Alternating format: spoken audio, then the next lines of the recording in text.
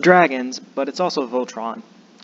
Hello everybody, today this is Toaster Party talking about the new Draitron archetype that's coming out in the new deck builder set that's dropping sometime soon.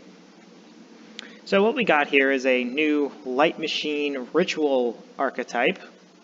It's a bit strange typesetting because this is a bit unique, but from what I've read so far, the archetype is actually fairly interesting.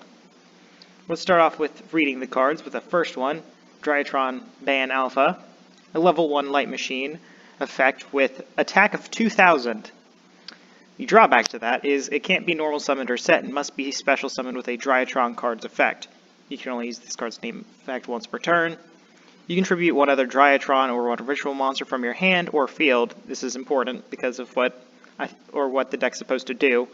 And special summon this card from your hand or graveyard in defense position. Then you can search one ritual monster from your deck to hand. And you cannot special summon monsters this turn you activate this effect, except for monsters that can be normal or special summoned. Now those last two lines of text here, they're what really matters. You can add one ritual monster from your deck to hand. It does not specify Draitron ritual monsters. And the second line of text, the cannot special summon the turn you activate this effect, except monsters that cannot be normal summoned or set.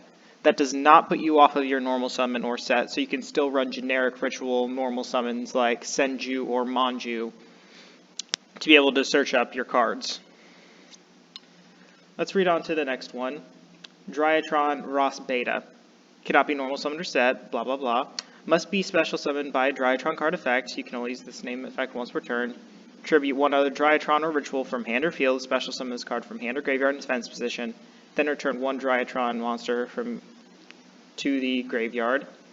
This one doesn't seem as like it's going to be as important as the Ban Alpha because it doesn't really have it's probably important if you're running a more pure Draitron, but from what I'm reading, this thing is going to be an archetype that's going to is either going to be splashed in other decks or it's going to have stuff splashed into it.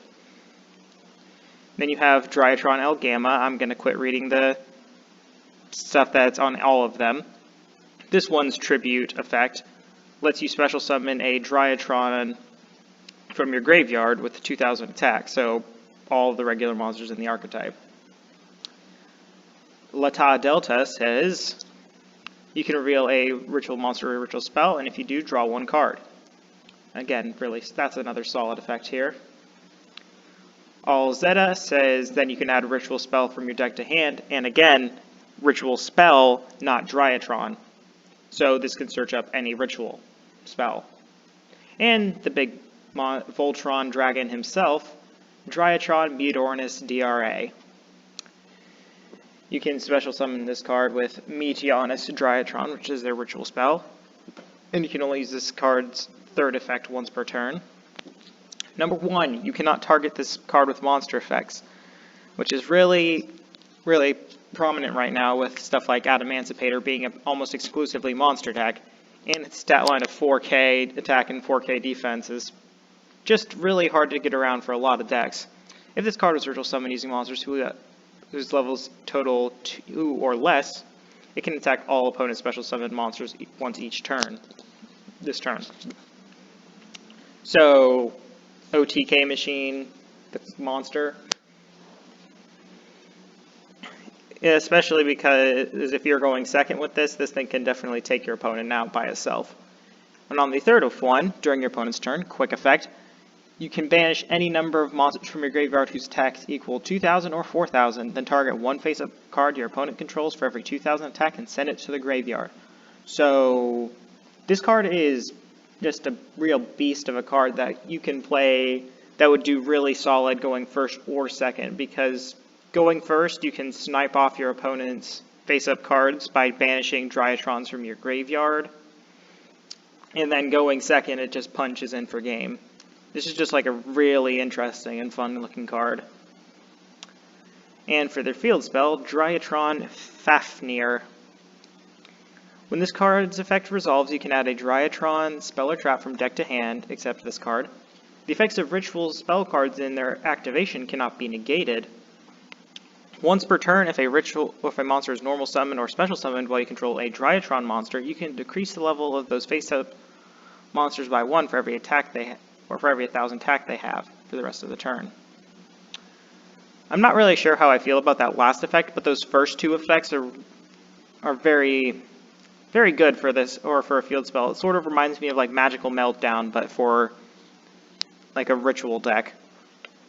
Because, as you're about to see, the ritual spell is, like Invocation, is staggeringly generic. This card can be used to ritual summon any one ritual monster, and you can only use second effect of this spelling once per turn. Tribute machine monsters from your hand or field whose attack equal or exceed the attack of monsters you ritual summon. If you do, ritual summon that ritual monster from your hand or graveyard. Yeah, so it's not limited to just your hand, you can also ritual from the graveyard. And the fact that this just like requires machines for the summon. And if this card's in your graveyard, you can target one Draitron monster. It loses exactly 1,000 until the end of your opponent's turn, and if it does, add this card back to your hand. So it's also extremely recursive. Well, not extremely recursive, it's recursive enough. So again, it's a generic ritual spell card that can be used if you're trying to summon other things, but at the same time, it's just a very solid ritual spell on its own.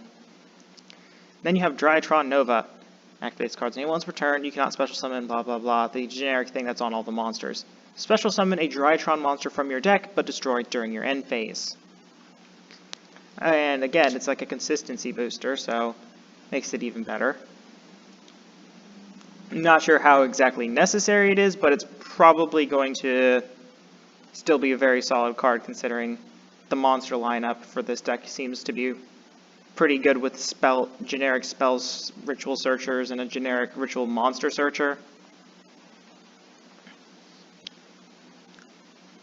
But I don't think this actually triggers their effects, so it's not the best, but it helps you get material on board for the ritual summon of the big giant boss monster.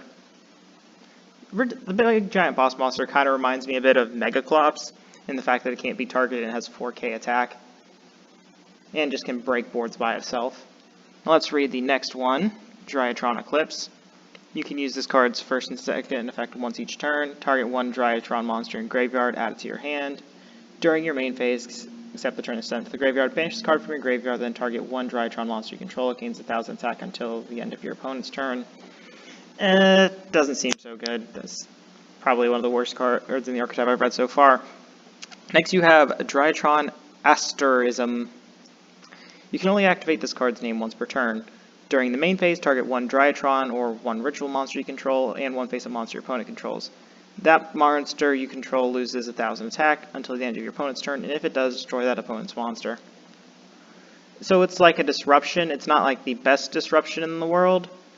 The only reason I consider it's probably playable is because it's searchable off of the field spell. So if you already have whatever things you need to set up on turn 1, you could probably search this up as a sort of disruption for your opponent's turn. And here's another one that I'm excited for, Draitron Meteor Shower. You can only activate this card's effect once per turn. When your opponent would normal summon or special summon a monster while you control a ritual monster, negate the summon, and if you do, shuffle the monster into its deck. It's a solemn warning for ritual monsters. Generic ritual monsters. So all in all, this new archetype looks extremely exciting because it's of how like generic this stuff is. So you can play a bunch of other ritual-based support in this thing, and like the cards all seem very solid.